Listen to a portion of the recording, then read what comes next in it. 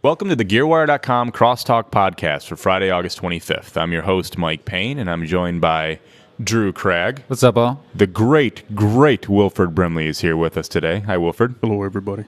And Britton Weatherald as well. Got some very exciting stuff this week. First of all, probably the least exciting, Native Instruments is a new audio interface and pseudo controller, the Audio Control one. That's control spelled with a K. We've also got a Gear Insider Spotlight this week. We're going to take a look at Pro Tools 7. Digidesign was kind enough to come into our Gearwire studio and do some video with us, so we're going to take a look at that. I think Paris Hilton's in charge of the spelling at Native Instruments. I think you're right. Or it was that baby kitten. Baby Love? Baby Love. Baby Love, right. 3 cheers for Baby Love. Last week, got a very special section of the Gearwire Crosstalk podcast this week. About 1 year ago this week was Bob Moog's passing, and so we have a special edition in his spirit. We've got right behind me, I don't know if you can see these yet, but we've got the an original Minimoog Classic, and we've also got the Minimoog Voyager Electric Blue. We're going to take a look at both of those, and we're going to shoot them out, and we've even got a blind listening test going. So we're going to throw some blindfolds on, and basically the Gearwire crew is going to pick out which one they really dig. That thing is really freaking ugly. What's that? Wait. Oh, we'll get to it. Be patient. A few reminders before we get started. Any comments, hate mail, suggestions, love, anything. If you want to get a hold of us, send us an email at crosstalk@gearwire.com, and we will get back to you, and we can even read anything on the air you'd like us to. Did we get any mail? No, not yet. We got some mail a couple weeks ago that was brilliant from one of our faithful listeners. Also, Gearwire.com forums are growing pretty quickly. We've got some exciting stuff there to take a look at. Those forums are at forums.gearwire.com. Please come join us there. Also, we've got a new section of our forum that we discussed last week, and that's forums.gearwire.com/Gearwire-crosstalk. The pain is real. Talk to us. Absolutely. One more announcement. We've got a new site feature at Gearwire.com, the Gear Insider, and we're going to take a look at a little bit of that today with the Pro Tools 7 video. But if you want to view that video in full, go to the Gear Insider at Gearwire.com. All right, starting off, we've got the Native Instruments Audio Control 1. As our own Wilford Brimley pointed out, Native Instruments has been successful in turning another C-word control into a K-word. This is all we really know for sure about Native Instruments. The unit is a USB audio interface with some control functionality. It's got a big knob on top of the unit that you can turn, and it does stuff. It's also bundled with Tractor. So descriptive. Isn't it, though? And it does stuff. Well, that's what it says on there, I bet. Because a 5-year-old wrote it. Those were my words, actually. Those were my words. It's also bundled with Tractor, guitar combos, and Express keyboards. Oh, man. Any comments, guys? I think the best thing about this is perhaps the plugins that it comes with. Mm-hmm. As we all know, Native Instruments plugins aren't the cheapest VSTs that you can get out there. So, right.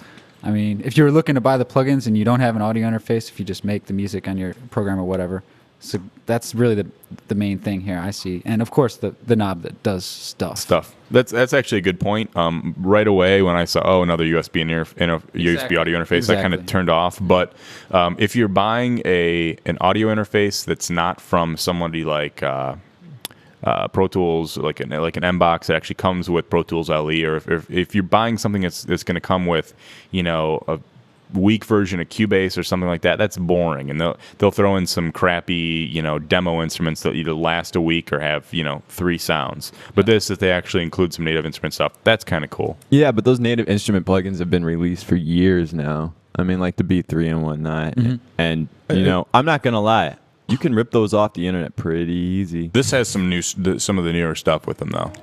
Yeah. Well, this has like Keyboard Express, right?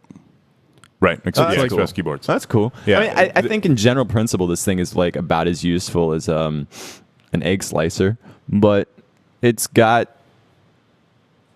some cool add-ons. It's yet another audio interface. It's just a big saturated pool of products. But it's from Native Instruments. So if you're a big Native Instruments fan, you're looking for your first interface. I got $5 that Fender releases an audio interface soon. You're probably right.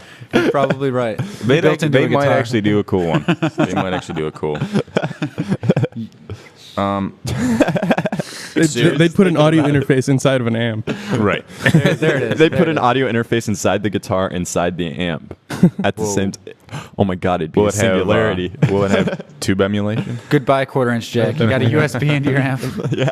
All right. I think it's safe to say that we've said about it all we can really say about the audio control. Yeah, I mean, there's nothing really. It's just something to keep in mind. Yeah. Sure. Yeah, absolutely. Big knob. Absolutely. So Does stuff. moving on, we've got the Gear Insider this week. We're going to take a look at the Pro Tools 7 video. Like I mentioned, Digidesign was kind enough to come to our Gearwire studios and shoot some video with us exploring Pro Tools 7 and some other new stuff they've had. Also, we're going to take a look at the AIR, or AIR, which used to be Wizoo, but it's now owned by... It's now Digidesign Synth Division. Right. Yeah, it's Avid's just like kind of buying everything in this sort of. And they did just purchase Sibelius in the last 2 weeks. Wow. all right. So let's give a quick count, guys. We got M Audio. Yeah. All right. We got Digidesign. We have Wizoo, which is now Digidesign Synth Division. We have Bomb Factory, which has been acquired as well. Now we have Sibelius. That's insane. Like, these guys are going to try to take over the world. They're like the Starbucks of the audio. Well, as a Pro Tools user myself, excellent. No, Great. yeah, I'm super. I'm all. Hey, you forget that I'm 210 certified, so I'm being pimped by them just as much. Yeah, like Since you're certified, does that mean that your mixes sound better than mine? No, it just it guarantees me another $10 an hour. Gotcha. Okay. yeah. So as far as that Sibelius buyout, from what I've heard, it's probably not going to affect any version of Pro Tools until 8. Okay. And it'll probably be like a year or two until that happens. So do you think? Right. Do you think like eventually Digidesign is just going to become like a really weird version of Logic? Well, yeah. I mean, that's kind of how DAWs are going right now. I mean, because Logic's really like the learning curve on that thing is kind of weird because the manual's not worded well. Oh, it's terrible. Yeah, like I remember when I was doing some work and these guys were like, we mainly use Logic, and I was like, Logic, what? Yeah. And it's really good production software. Like, once you learn it, it's pretty all right. Yeah, there's a few really, really annoying things though that like in the the 99 internet. Windows. 99. Yeah, I mean, just like It's the just way ridiculous, man. Yeah, workflow also like just things like a limited amount of quarter notes. Yeah. But anyway, just to get back on topic. I think all the DAWs that are like more like MIDI based are heading towards where Pro Tools are. Pro Tools is heading in the other direction. Getting more MIDI based. As far as I know, though, they're not really losing much in the way of functionality. No, They're just adding. See, this is the thing, and I think you can agree with me about Pro Tools, is that you love the functionality of how, like, just once you grasp it, it's very fast. Like, to use Pro Tools, you're just so, like, once you know everything about Pro Tools, it's not steep. It's not a very deep learning curve, but you can just go and run through things in seconds. You don't even have to use your mouse at a certain point. It'll still work like right. your tape machine, Yeah. like how most studios treat it.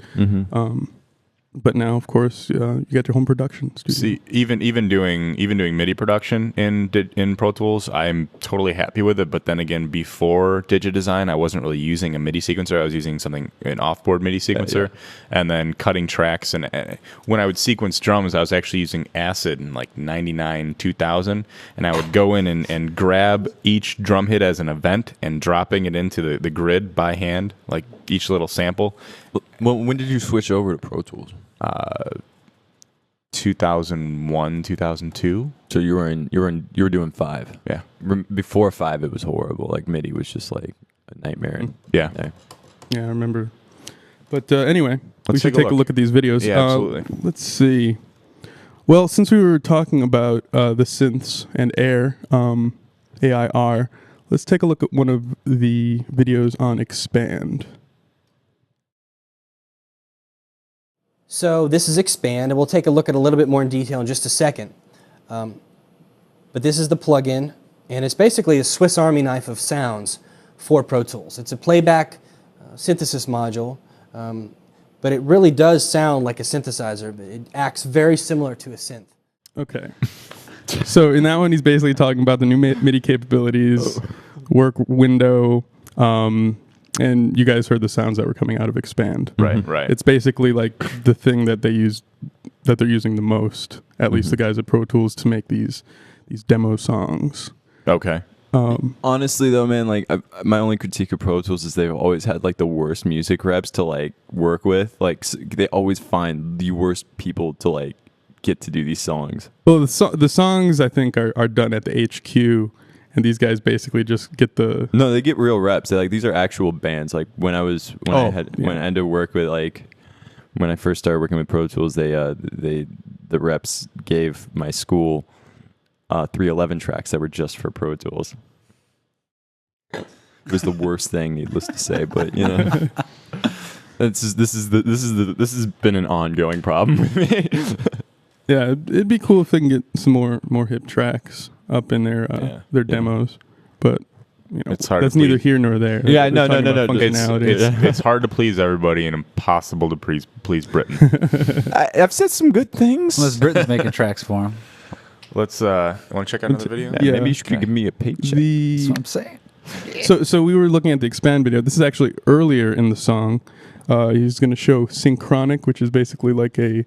So the ramp up thing was done in Expand. Well, no, that was done actually in Pro Tools. Oh yeah, but the sounds you were hearing were from Expand. Most of them were from Expand, and then that little section with the piano that was from Expand as well.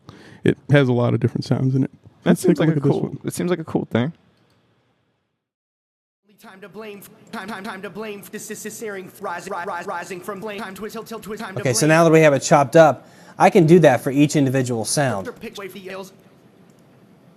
So I can load 12 sounds into the top, and I can load. So what do you guys think of synchronic? Don't know. Don't know? No. It seems like Recycle with a little kind of like SP1200 sort of thing right there. Well, I kind of liked how they had that crossfader. You could have like two loops in there and crossfade between the two, kind of having. I don't think from the example I understood the creative use of it. Yeah. Well, basically what he's doing, he's just creating. It's kind of like Rex files, Right. Kind of like Recycle, and then he can drag and drop. We can check out some more of it if you like. Reorder the samples essentially. Right. Yeah, I got that. I'm just trying to figure out. Was he randomizing it or was he actually choosing? It was randomized. Okay. Yeah, it's You just could like choose too. You Could assign it to a keyboard. I think I was confused because he was using a vocal track there. Like I understood the creative employment of it from him using the whatever sound that was, like the beeping sound. yeah. All right. See, we don't need Synchronious. We can do it ourselves. No, but that's cool. I like that. I think it's a really hyped up version of Recycle, which is nice. I mean, it works within Pro Tools, which is a lot more useful than Recycle because then you'd have to close down, open up, close. Yeah. That stuff. So yeah, I have to say it's nice. Yeah, it's interesting. See, I had something New in good Pro to say. Tools. Yeah. All right, Kraka. I had something good to say. Where is the House of Pain on this one? All right, let's check out some of those things. So the two we got left is Beat Detective and Strike. Any preference? Let's check Beat out Beat Detective. Detective. 2.5. Got some other issues going on there. He's not in tempo, right? Like I said before, he's not a Dougie Fresh or he's not a professional beatboxer. So we can clean him up, but there's a much a cleaner way to do it. Instead of going in and grabbing each individual transient, I can actually bring up Beat Detective. This is a non-destructive way to basically quantize audio. It does many other things. He's forgetting something very important though about Beat Detective is that they added all those quantized datas. Like you. Oh no, he makes it swing. Oh, all right, cool. Because like he didn't say anything about it in the video, but different like grooves and feels and stuff. yeah, Oh, like they it got the MPC one, and then they got later. this. Yeah, he's got all. He brings them up in the videos. That's Just hot. taking a look at sections. So if you want to see it, I'll check those videos out. It's actually All really the for informative the- videos. Mike learned two things. I did, Yeah. and they were totally fundamental. And I can't believe I didn't know them beforehand. The House of Pain is growing. I can't tell you what I learned. You'll have to learn it on your own at Gearwire.com. Did you feel the pain? Shameless plug there. Did you feel the pain? Absolutely. All right. So there's really nothing new in 7 for Beat Detective. It looks like. Right. The multi-track thing that's for TDM though, right? No, that's for 7. The music production toolkit. Oh, all right. That you can get with 6.7, but it is an upgrade available from Pro Tools if you don't have it. That's useful. I wonder how it reacts though with multiple tracks, because like your beats are different. Like let's say you've got a snare and a kick. He didn't show it, but I've seen it done. It works pretty good. I mean, it's basically exactly the same. There might be a little more wait time when you press conform. It might take a little bit longer, but it definitely does basically the same thing as a single track. I've got it at home and I've never used it. You've never used Beat Detective? No. I think it was like my survival tool. Like Thing is I don't record any live drums. It, or anything similar. The only thing I could see myself using it on is a very rigid and percussive vocal line. No, like you could use it. Like let's say you used your MIDI drums, you know what I mean? And like you're like, well, I recorded it out, and like you got it all recorded out, and then you're like, I don't want to bounce this session down, but I kind of need it to swing a little bit more in the end. That's where Beat Detective is extremely useful. Like I love Pro Tools. Like I'm a fanatic about their stuff, but like there's some things that bug me about them, and then there's certain things that I really love. And Beat Detective is one of those features that I've always loved about them. Is that even in ever since drums, like 5, even with 5 time compression expansion. Did they have Beat Detective then? They had Beat Detective and TDM way before. Okay.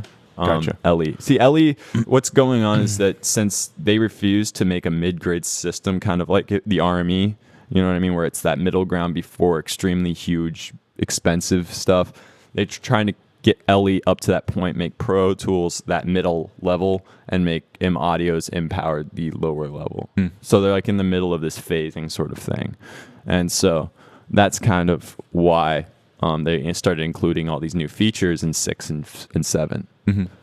It's kind of annoying for me because like I have a really slow computer and it's hard to catch up to them all the time. Right. You have to go with M-powered, dude. No, I'm just rocking 5. My only beef I'll be with laughing at Britton when he has to use M-powered. Oh no, man, no way, dude. I will not. So we got another synth to look at, right? More. It's actually a like a drum machine. Oh, okay, cool. Sample-based drum. Let's check it. A rhythmic sound adds more to the sound, right? Then I have intensity, basically how hard these instruments are being played. So with those two, I can kind of create my own sound just with one pattern.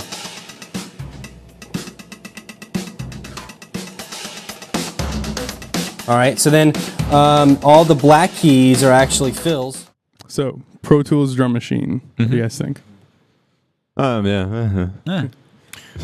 It's got a lot of like previewed sounds. It helps you find a kit that you like pretty easily, I guess. Right. It looks pretty simple to use. It looks like it seems like it could be cool, and it seems like it could be really just annoying as heck too at the same time. It depends on who's using it too. Yeah. It looks like there's a little bit of a learning curve on it. Right. Yeah, and also just like a little while to like find which sounds you like if you're not into the chemical beats. See, I've been wanting to get my hands on BFD or something similar, and then I saw that Elise's pad control a couple of weeks back, which I actually like, and I think I'm going to get that.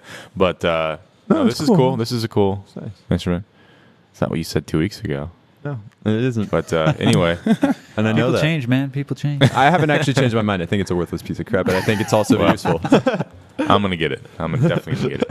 All right. Well, that's cool. I like that. That's cool. My issue with it is that like pre-programmed thing that like when he was cycling through, it's like I could see some like 12-year-old kid like getting a hold of this thing and just being the most like annoying thing ever.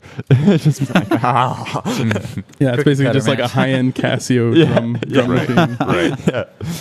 Well, that's cool. No. Preset stuff. But yeah, so those are all in the Gear Insider. Those will be in the Gear Insider section of our website. So check that out. There's some other cool videos on the Core, some on Ableton.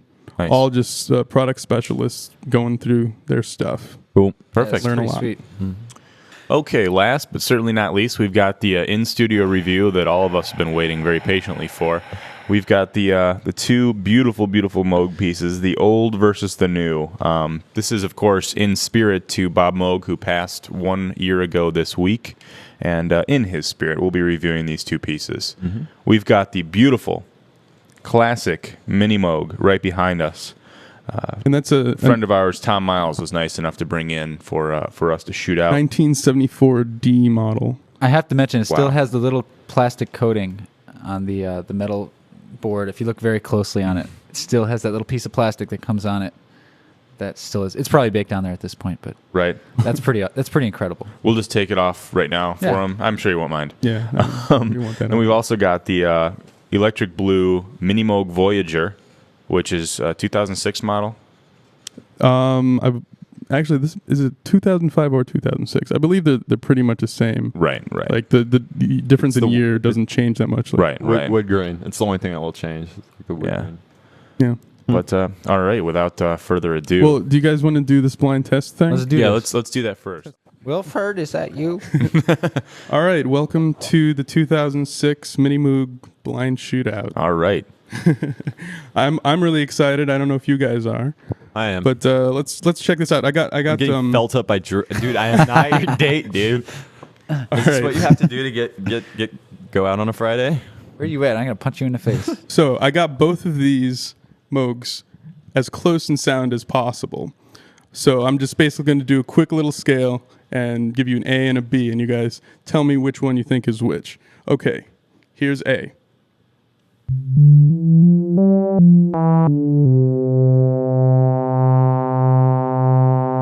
All right, and B.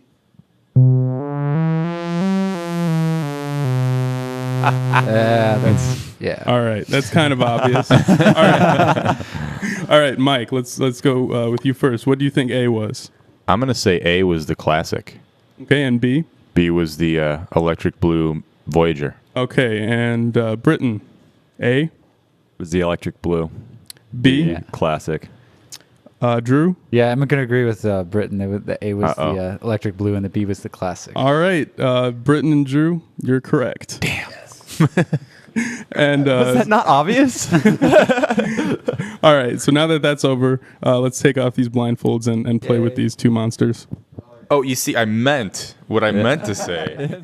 Just kind of let us know what you're doing. Right now, I'm changing the range on it right now to the 16ths. So it kind of basically gives it a kind of a higher overtone. You know? Yeah, you got the first oscillator Mhm. on the 16, Yeah, second on the 32. yeah. And then what I'm gonna do is I'm gonna kind of change the waveform to my liking. Kind of gives a good, almost lead feel. Oh, that sounds nice. Yeah. So only the first two oscillators are on right now. I think the third oscillator. There you go. And if you want oscillator 3 on,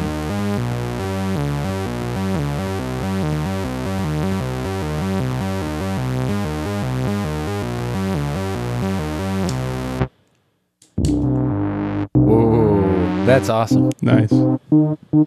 so that's kind of. Take off the noise. Well, turn on the noise first. Hear that sweep. Yeah, it's on white noise right Yeah. now. Yeah, change it to pink and you get more of a grain, kind of more like evil sound. Yes. And then you turn it off and you got that more. Do you hear that oscillator 3 isn't moving? Right. Yeah. Now it's moving. There we go. So that's the keyboard control the switch. oscillator control switch right there. Oscillator. Bad. Gotta tune that sucker. Oscillator 3. Sweet. Put it to a tritone. There we go. It's a Close enough. semitone down.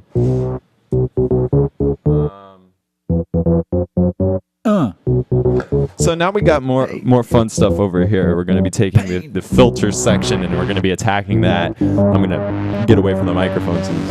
Right on. This is the popular knob. And that's actually a resonance. Yeah. Right there. Cutoff frequency. Well, yeah, that's a cutoff frequency. The next knob is emphasis, but it's actually like would be called resonance in a modern synth. Sustain. Want to cut that third oscillator?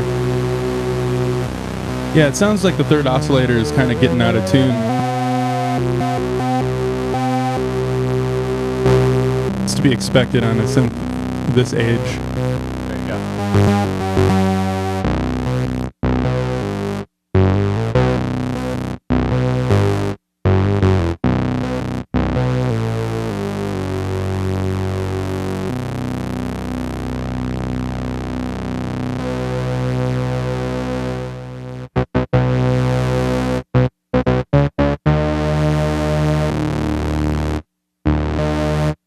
Gorgeous. Freaking awesome. Light up.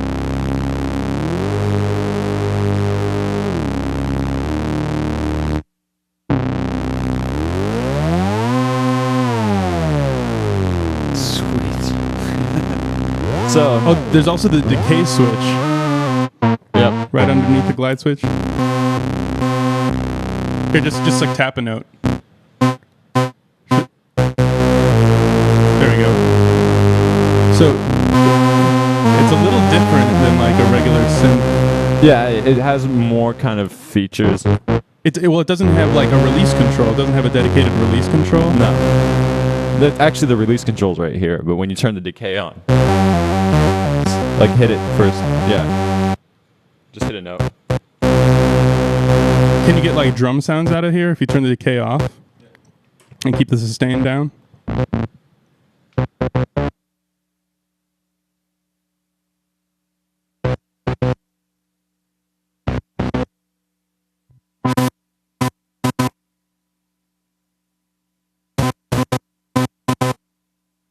Maybe if you turn the sustain and the decay down. Tweaking.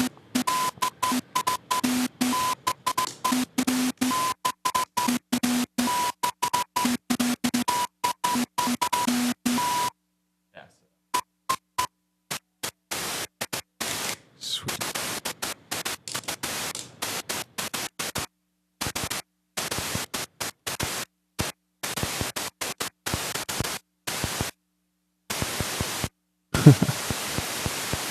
You got the oscillator 3 is, and it doesn't have like a standard LFO either. You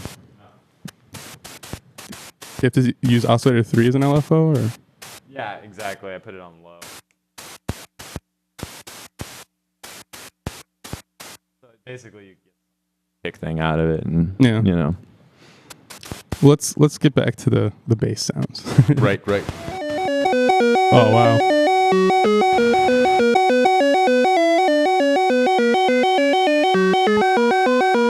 Yeah, that's nice.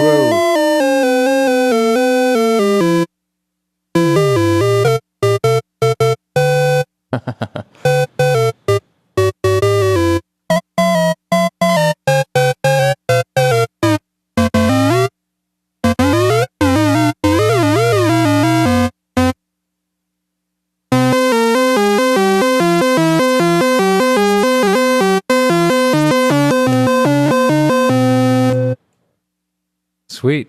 Nice.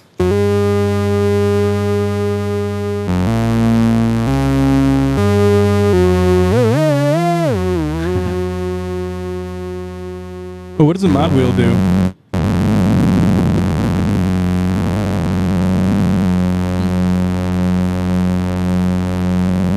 Oh, there we go. There it is. That's sweet.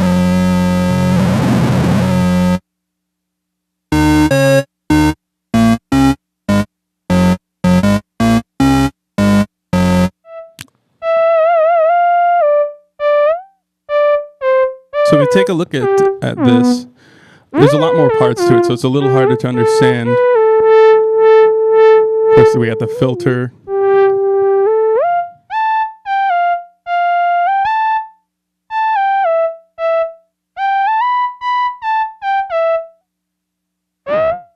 Okay, that's the oscillator 3 will frequency modulate. Is that one of your original compositions, Britton?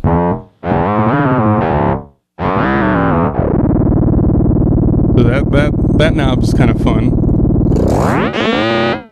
All right. Let's check out the different mod wheel stuff here. Well, we should go to. There's like different modes in here. Right now we're in preset mode, or maybe we should check out a few more of the presets. They're pretty cool.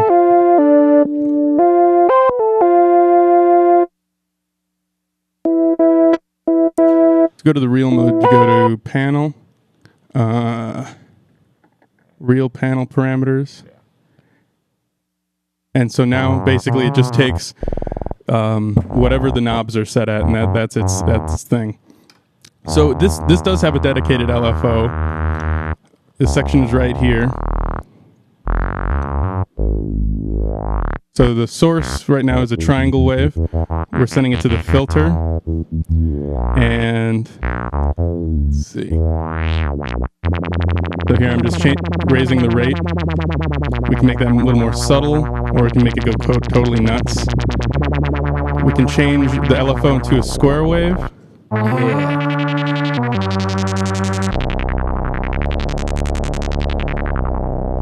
So already you can see there's a lot of just nice changes you can get out of turning these knobs. Instead of making it a filter, change the filter, you can make it change some of the pitches. Like right now it's changing oscillator 2. You can also change oscillator 2 via oscillator 3. Oh, awesome. That was totally Mario Brothers.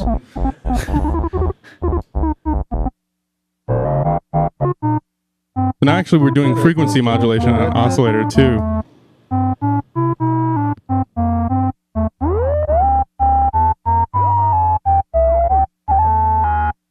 You do some really weird stuff with that.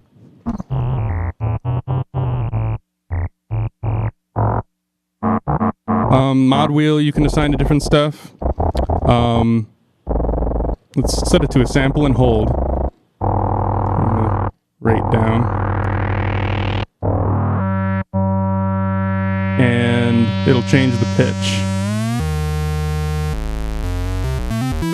So this is sample and hold. Basically, it's white noise. Every time the LFO goes through a cycle, it takes a new sample of the white noise. So wherever that's at, you get some pretty awesome sounds out of that. And if you don't want it to affect oscillator 1, you can just have it affect oscillator 2.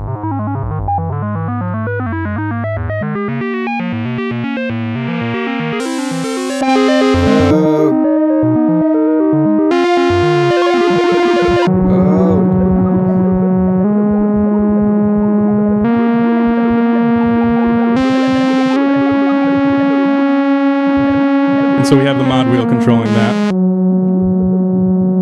That was intense.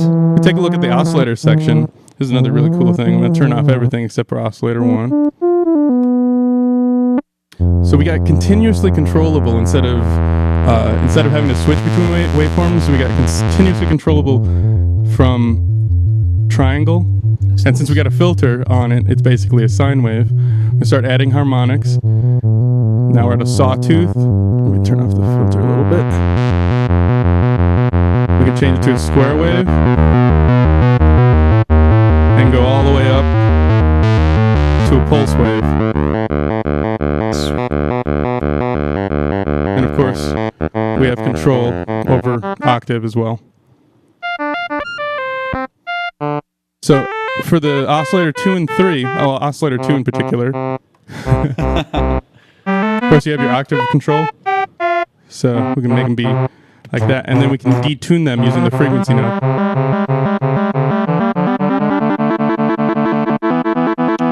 goes up to, fifth, 7 semitones, up and down. So that's a quick and easy way to get like a fifth sort of sound. You can also have them slightly detuned. And if really quickly you want to go from a fifth sound to a unison sound, you just use the 1, 2 sync. So now, oscillator 2 is tracking off of 1. Of course, we've already taken a look at this. Oscillator 3 can be a frequency modulator, and you're gonna hear when you hit a different note. Here, hit one low note, and now hit a high note. It gets faster. That's because we have oscillator 3 tracking off the keyboard. Now we don't. The touch screen that controls the filter and also pulse modulation, I believe. Now that's cool.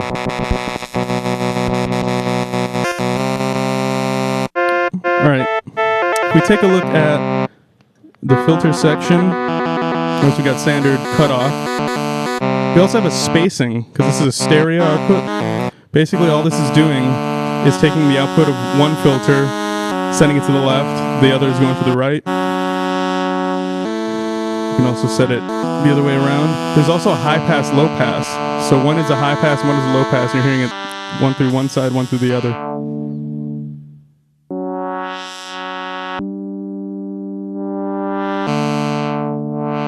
Got a resonance control. And you hear how it's sort of being controlled by the keyboard. That is over here. So now it's being less controlled by the keyboard. We also have the filter envelope.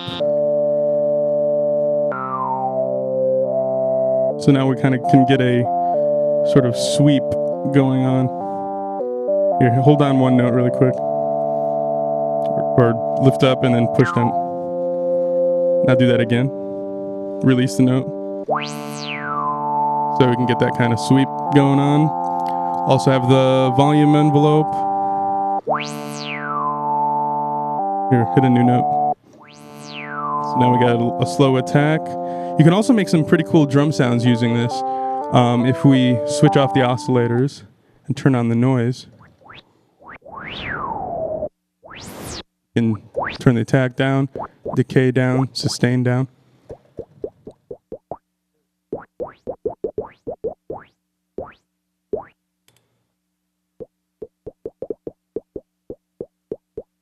You can turn on a bass oscillator. Turn the decay a little bit.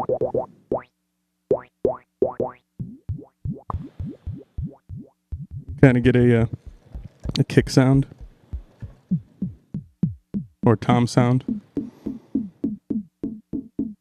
So if we raise the decay time and the sustain, we'll go back to just normal notes. All right. So that is the Voyager at a glance. Got a good look at all the knobs and everything. What are your thoughts between the original 74 Minimoog and the Voyager? For me, it's a really tough call. Like I said at the beginning, I do like the growl on this one a little better. Yeah, I agree. It's a lot more predominant.